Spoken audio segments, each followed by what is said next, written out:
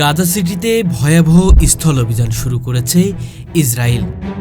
এই খবর ছড়িয়ে পড়ার সঙ্গে সঙ্গেই পুরো মধ্যপ্রাচ্য আবারও তোলপাড় হয়ে উঠেছে।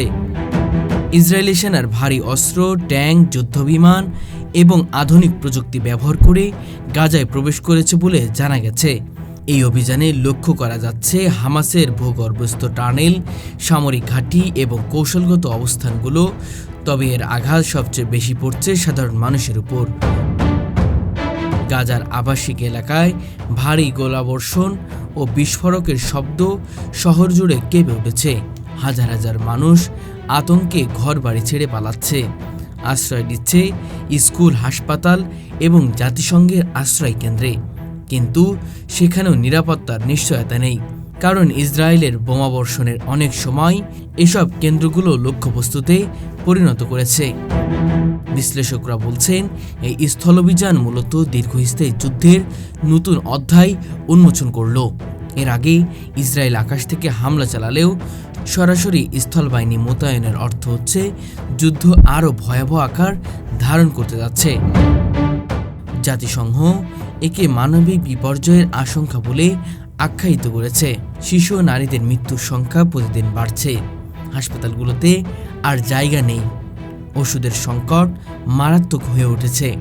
এই অবস্থায় গাজার মানুষের জন্য মানবিক করিডোর খুলে দেওয়ার দাবি উঠলেও বাস্তবে সেই পথ নিরাপদ নয়।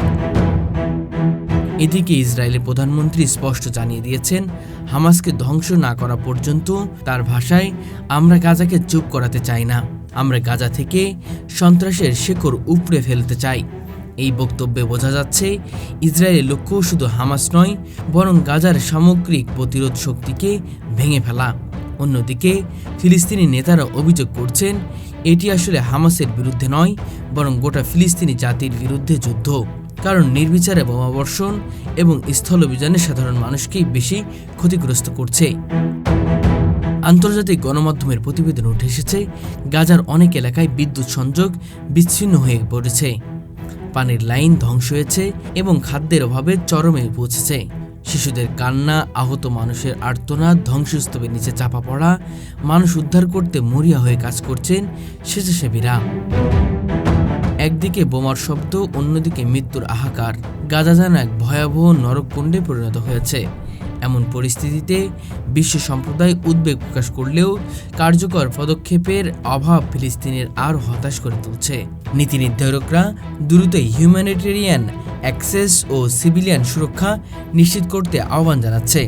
সব মিলিয়ে গাজা সিটিতে শুরু হওয়া ইসরায়েলের ভয়াবহ স্থল অভিযান শুধু একটি সামরিক অভিযানের মধ্যে সীমাবদ্ধ নয়, বরং এটি ভবিষ্যতে মধ্যপ্রাচ্যের রাজনৈতিক ভারসাম্য, আঞ্চলিক স্থিতিশীলতা এবং আন্তর্জাতিক কূটনীতিতে বড় ধরনের প্রভাব ফেলতে পারে।